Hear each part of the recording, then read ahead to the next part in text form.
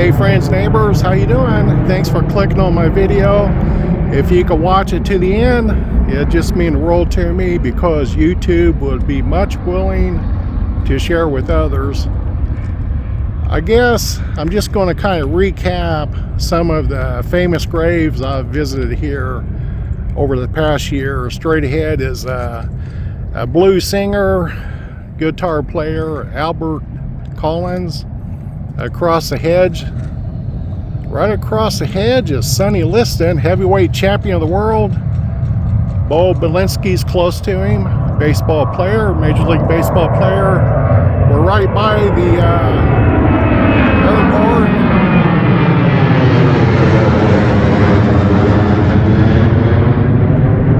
We have actor Jolly Brown, and then in the mausoleum, a comedian, Pat Cooper, among others. There's about 14,000 people buried here in this cemetery.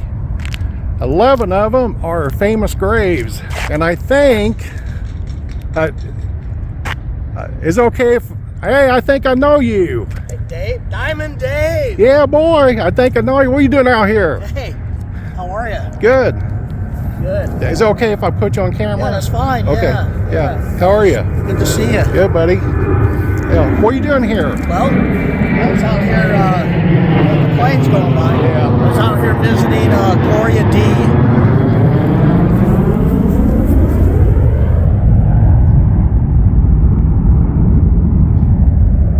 What's, is she a relative of yours?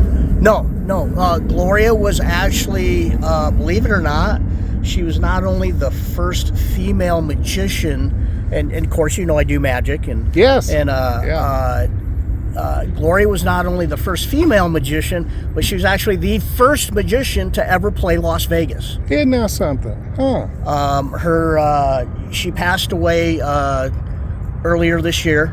They don't have her death date on her marker, but she lived to be 100 years old. That's a pretty good run. And she was well respected by guys like David Copperfield and Lance Burton. She's one of those obscure people that a lot of people didn't know about. Even magicians didn't know about her. I didn't know about her until 2 or 3 years ago. Okay. I found out about her. Yeah. And I was in this area doing some stuff, so I came by to pay my respects. And, Excellent. She got into doing magic because her father was a magician. He went by the Great Leo. Okay. Isn't that something? I didn't know she was here. Huh. Yeah, she was also an actress too. She played in, had a small part in Plan 9 from Outer Space, which is an occult sci-fi movie, and she was also in Around the World in 80 Days. So just Hollywood movies. I wonder if. So, do you think she was a magician first, then actress? I think she did the magic first because.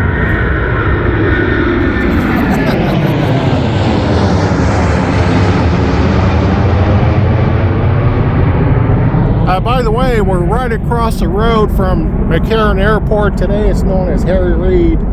Stick with McCarran.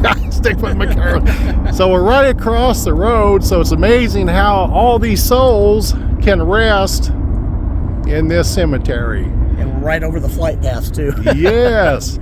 Yeah. But actually, I think she was, I'd have to go and look at the details, but I think she did magic first. I think she was very young, like 12 or 13 when she was performing on stage here in Las Vegas. So, I mean, she was like almost Las Vegas before Las Vegas was Las Vegas. Okay, I wonder, she probably performed on the Strip or downtown, do you know? Yeah, I can't remember. Again, those are details I'd have to look up. Getting older, I can't remember everything. So she, I guess we can say she paved the way for you. Yeah, for maybe. You. Yeah. She paved the way for some other. I can't think of the name. Well, she kind of paved the way for magic to be in Vegas. You know, and it, throughout the years, they brought up. I think her big time was around the 30s or 40s, and the 1950s, we had guys like Marvin Roy who played as Mr. Electric. You know, he played Vegas a lot. He played with Liberace a lot. You know, coming up through the 60s, you know, we had guys in the late 60s like Siegfried Roy started performing here in the late 60s and throughout the 70s, and many other magicians. Gary Darwin played the Lido here in Vegas. He lived here in Vegas for all of his life. I'm actually currently living in Gary's house. Oh, you are? Yeah. He's in heaven now, isn't he? We're not sure where Gary's at. But he's not walking. I can tell you where his physical remains are. They're actually interned at the it's either Lakeview or Lakeside Cemetery in Colon, Michigan. And Colon's the magic capital of the world. There's a lot of famous magicians buried there. And so Gary's big hero was Harry Blackstone Sr. So he's buried 40 feet from Blackstone Sr.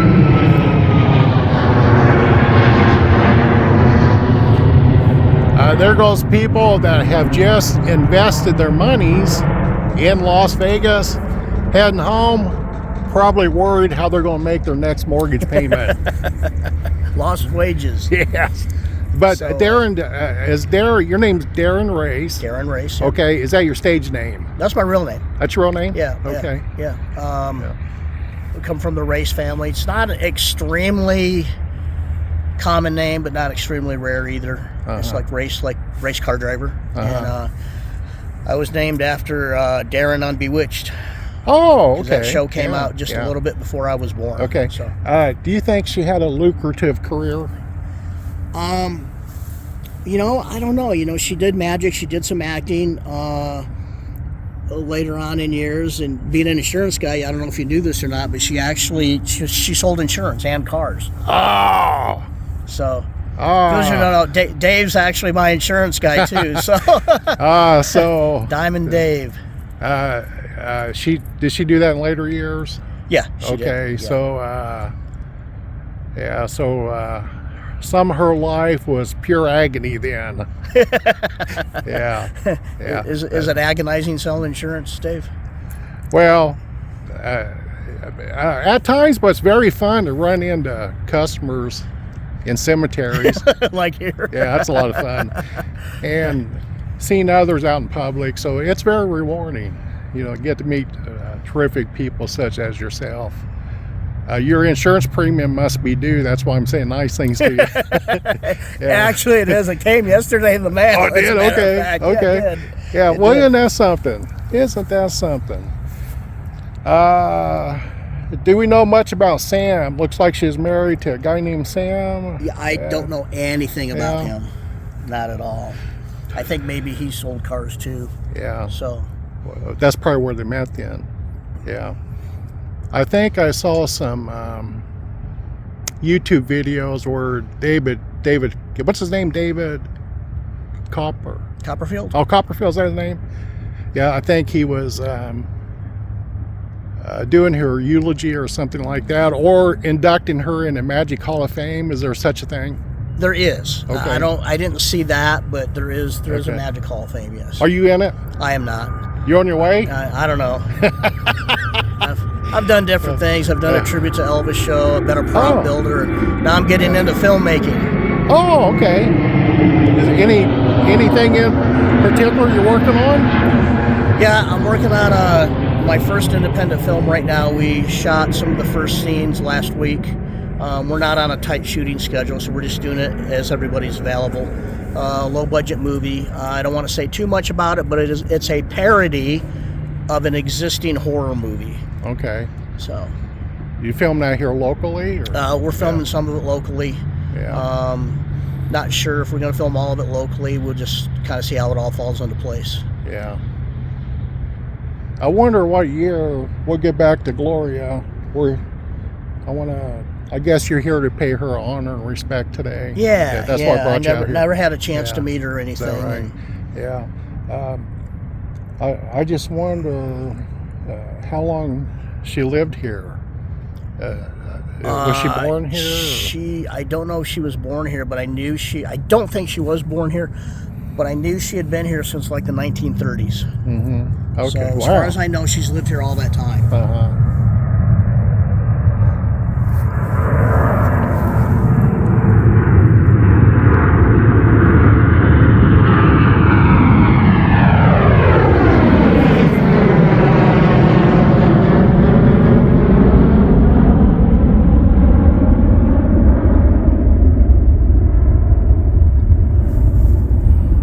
She paved the way, buddy.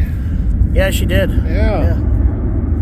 Is there anything, I guess I'm putting you on the spot here, but you're a magician, Yeah. right? Can you put something on us? Oh, you want me to do a trick? Do a magic trick? Yeah. Well, you got anything? Yeah, as a matter of fact, I was over here last week and I left a rope trick over here at my buddy's house, and I was in this area, so I swung back by and picked it up. I just happened to have it in my pocket. Okay. So that was convenient. Yeah. Yeah. I just grabbed it before I came over here. So we'll do this in honor of Gloria. Perfect. This is it's probably my favorite rope trick of all the rope tricks that are out there. And it's simply done with 3 different size ropes. We have a small rope, a medium sized rope, and a large rope. And I'm going to place the bottom ends of each rope up by the top ends, just like this. Okay. And let's see where the loops are there. And we're going to take the ropes, blow on them, give them a little stretch, and like magic, they all become the same length. There's 1, 2, and 3. Nice. Goes out there a little bit. Now, again, we're going to take the bottom ends of each rope and place up by the top ends. Now, watch carefully, because this part happens kind of fast, okay? With a snap of the fingers and a wave of the hand, they go back to their original sizes. They're small, nice, medium, nice, and large. And that's my favorite rope trick. Nice. Did you pick it up from her? Did I learn this from Gloria? Yeah. No, actually, again, I didn't know who Gloria was till a couple years ago. I've been doing this particular trick over 40 years. Oh, okay. So, yeah. This was taught to me by a magician. So you're 42 years old? Yeah. Yeah, we'll go with that. I actually learned this trick from a magician in Columbia, South Carolina. That's where I started magic. That's where I spent my high school years. And a magician named Steve Beam, who is one of the best card magicians in the world.